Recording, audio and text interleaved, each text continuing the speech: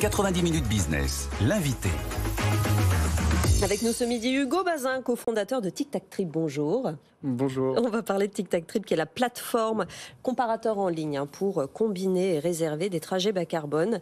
Vous allez nous expliquer un petit peu rapidement comment est venue cette idée. Vous avez fait ça juste... Vous étiez encore étudiant il y a quelques années, 2016-2017. Exact. Comment ça s'est pensé, cette aventure? Alors l'histoire commence en fait avec notre master à l'ESCP. Et là vous regardez Jean-Marc Daniel. Exactement. Où j'ai rencontré du coup Simon Robin, mon associé cofondateur, qui lui est président, moi directeur général. Ça a tout de suite matché puisque déjà d'un point de vue compétences, on a été complémentaires. Lui avec une formation scientifique, moi beaucoup plus finance, business. Et cette sensibilité en gros du voyage bas carbone et de la difficulté à se déplacer efficacement dans des lieux qui peuvent être isolés, a fait que on s'est penché sur cette question et on s'est lancé. Bon, l'idée, en gros, là aujourd'hui, c'est d'éviter l'avion et d'éviter la voiture parce que c'est vraiment les deux plus gros émetteurs. Selon les données de l'ADEME, le transport ne pèse pas moins de 77% des émissions totales du secteur du tourisme en France. Donc c'est ça. Là, finalement, on entre sur la plateforme, sa destination, son départ, et elle nous concocte un voyage fait de quoi? Train, bus, covoiturage? Exactement. Ouais. Donc vous venez, vous comparez. Vous pouvez combiner et réserver directement. Ce qui fait que vous avez accès en fait à des zones qui normalement sont isolées. Mais nous, notre technologie nous permet de combiner du train, typiquement un low cost train, avec une navette régionale. Donc pour se rendre par exemple en montagne. Jean-Marc.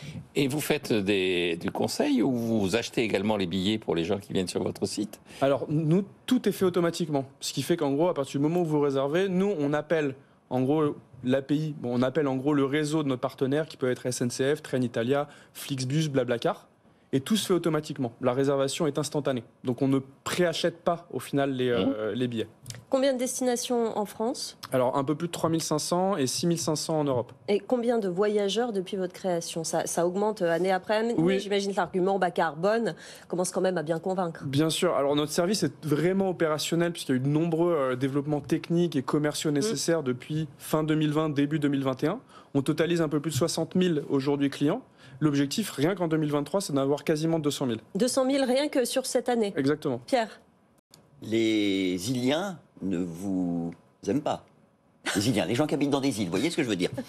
Parce que c'est un peu difficile d'aller sur des îles un peu lointaines sans passer par l'avion ou au moins par un ferry, et encore, ça peut être très long. Effectivement. Alors, vous soulevez un problème, ou en tout cas une comparaison qui est juste, c'est que nous, on n'est pas en frontal non plus avec l'avion longue distance. C'est-à-dire que demain, si vous voulez aller en Thaïlande, ça n'a pas de sens de vous proposer qu'un enchaînement de trains, ou à part si vous avez 3 mois de vacances.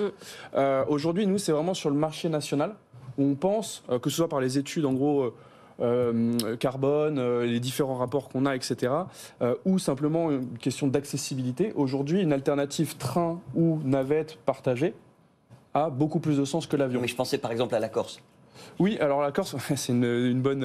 alors, on a des chemins de fer et des navettes en Corse.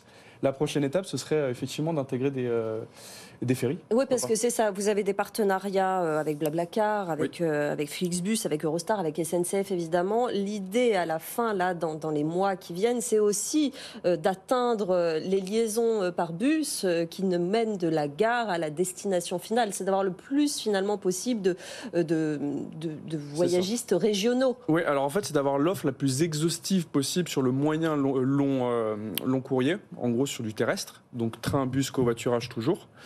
Mais pourquoi pas en gros intégrer effectivement le ferry à terme, c'est une très bonne idée. Le seul sujet, c'est qu'aujourd'hui il y a tellement de travail à faire sur le terrestre, parce qu'il y a énormément de compagnies régionales qui sont soit privées, soit publiques, soit semi-privées publiques, qui ne sont pas digitalisées et qui ont besoin en fait de cette distribution que nous on leur propose. Oui, parce que vous après vous vous pluguez finalement sur leur site et c'est comme ça que ça peut rentrer dans le calcul de vos algorithmes. Vous l'avez fait avec les sociétés de cars de certaines régions de stations de haute montagne cet hiver. Exactement. Alors la Savoie en fait, puisque au final il y a une vraie problématique de desserte.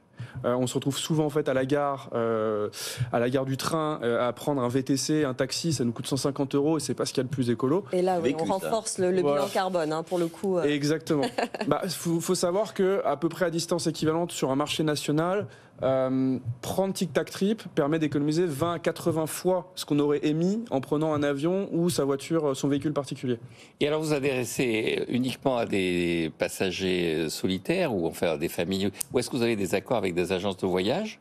Et est-ce que les agences de voyage, quand elles vous voient faire ce genre de produit, est-ce qu'elles sont pas en train de se dire, ah, mon Dieu, mais c'est pas idiot, on va se mettre en concurrence immédiate avec eux? Alors, c'est une très bonne question. C'est qu'en fait, nous, on a deux facettes. On a la facette grand public, où là, que vous soyez seul, à 4 ou à 9, vous pouvez venir réserver chez nous, il n'y a aucun souci. Donc vous, demain, vous venez sur une plateforme ou via notre application mobile, vous réservez votre trajet.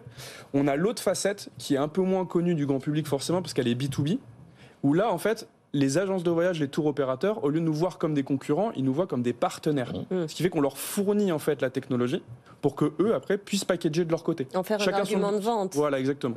Chacun son marché. Et on travaille main dans la main. C'est le voyage écolo qui ressort. Est-ce que ça peut être le prix aussi? Parce qu'un voyage écolo, c'est plus cher au final ou pas vraiment? Vous enchaînez les bonnes questions qui sont d'ailleurs d'actualité avec l'inflation, etc. Donc effectivement, le prix, mine de rien, reste le critère numéro 1. Ouais. Donc c'est pour ça que nous, le fait d'avoir l'ensemble des offres, ça vous permet de comparer. Évidemment, il y a tout ce qui est filtre, etc. Donc, pour que tout le monde s'y retrouve, si vous voulez voyager écolo, vous pouvez passer par Tic Tac Trip, avoir le meilleur prix également. Donc la suite, c'est l'international et c'est la connexion à ces transports régionaux. C'est ça l'année 2023? Alors, jusqu'à T3, en gros, le fin trimestre 3 2023, on se concentre sur la France, pour après partir à l'international, donc Espagne, Italie, probablement. Europe. Merci beaucoup. Merci Hugo Bazin d'être venu nous voir, cofondateur de Tic Tac Trip.